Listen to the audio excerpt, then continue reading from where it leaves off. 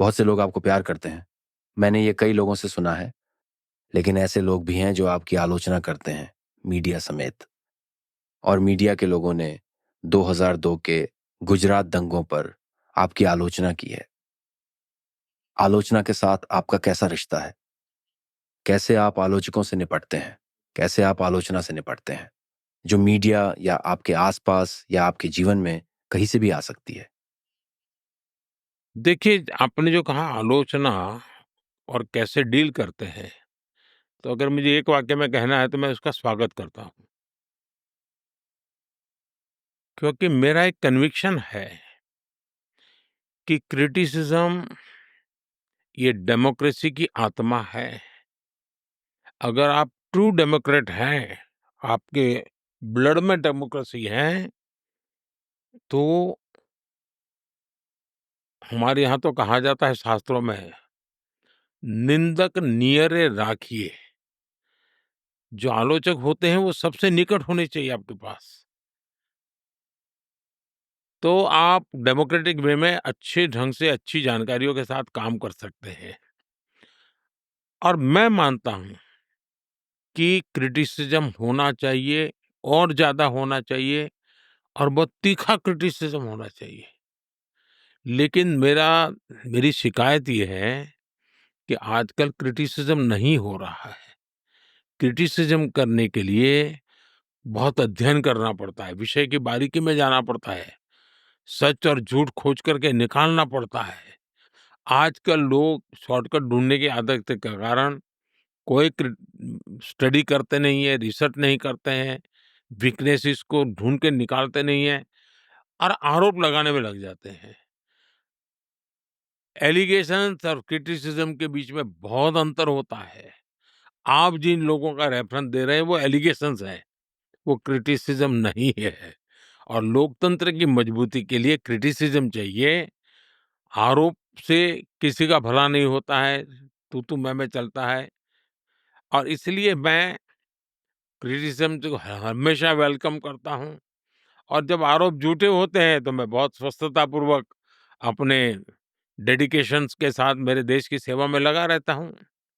हाँ, आप जिस चीज़ की बात कर रहे हैं, वह मेरे लिए बहुत महत्वपूर्ण है, क्योंकि मैं अच्छी पत्रकारिता की प्रशंसा करता हूँ और दुर्भाग्य से आधुनिक समय में बहुत से पत्रकार फटाफट सुर्खियों की तलाश में रहते हैं।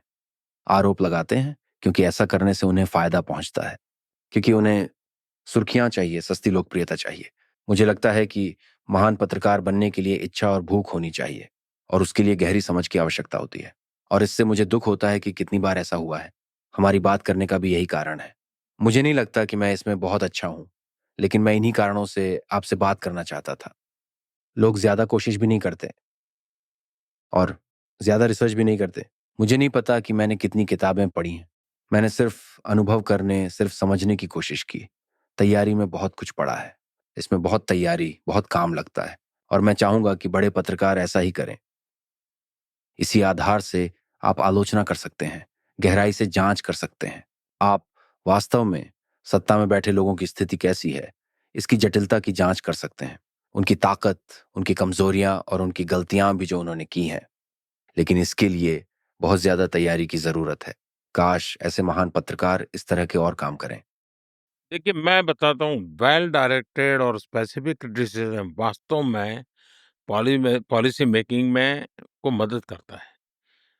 क्लियर कट पॉलिसी विजन इससे निकलता है और मैं विशेष रूप से ऐसी चीज़ों पर ध्यान भी देता हूँ कि ऐसे जो क्रिटिसिज्म होता है उसको मैं स्वागत करता हूँ। देखिए, आपने जो कहा जर्नलिज्म हेडलाइन, देखिए अगर हेडलाइन का मोह हो और शायद कोई शब्दों का खेल खेले, मैं उसको बहुत बुरा नहीं मानता हूँ। एजेंडा लेकर के जो काम किया जाता है, सत्य को नकार दिया जाता है, तब वो आने वाले दशकों तक बर्बादी करता है। किसी को अच्छे शब्दों का मोह हो जाए, कोई अपने रीडर्स हैं या दर्शक हैं, उनको अच्छा लगे, चलिए तो उतना सा हम कॉम्प्रोमाइज़ कर लें। लेकिन इरादा गलत हो, एजेंडा तय करके चीज़ों को सेट करना हो, तो वो चिंता का विषय होता है। और उसमें सत्य पीड़ित होता है, ऐसा मेरा मानना है। मुझे याद है मेरा एक बार लंदन में मेरा एक भाषण हुआ था। वहाँ का एक अखबार है लंदन में, गुजराती अखबार है। तो उनका एक कार्यक्रम था उसमें तो मैंने ऐसे ही अपने भाषण में कहा, मैंने कहा देखिए, क्योंकि वो पत्रकार थे, पत्रकार का कार्यक्रम था। तो मैंने कहा देखिए भाई, पत्रकारिता कैसी होनी चाहिए? मक्खी जैसी होनी चाहिए कि मधुमक्खी हो जैसी होनी चाहिए? तो मैंने कहा कि मक्खी जो होती है, वो गंध पर बैठती है और गंध ही उठा करके फैलाती है। मधुमक्खी हैं, जो फूल पर बैठती हैं और मधु लेकर के मधु प्रसारित करती है। लेकिन कोई गलत करे तो मधुमक्खी ऐसा डंक देती है कि 3 दिन तक आप अपना चेहरा किसी को दिखा नहीं सकते हो। तो मैंने कहा, अब मैं मेरे इस आधी चीज़ को उठा लिया किसी ने और उसका इतना विवाद खड़ा कर दिया। तो मैं बहुत ईमानदारी से किसी के प्रति नकारात्मकता की बिजाय मैं कह रहा था, ऊपर से मैं तो ताकत बता रहा था कि मधुमक्खी की ताकत ये है कि वो ऐसा ही एक छोटा-सा भी डंक लगा दे, तो आप 3 दिन तक मुँह नहीं दिखा सकते हो। मुँह छुपा करके रहना पड़ेगा। ये ताकत होनी चाहिए पत्रकारिता की। लेकिन कुछ लोगों को मक्खी वाला रास्ता अच्छा लगता है। अब मेरी जिंदगी का नया लक्ष्य है मधुमक्खी की तरह बनना।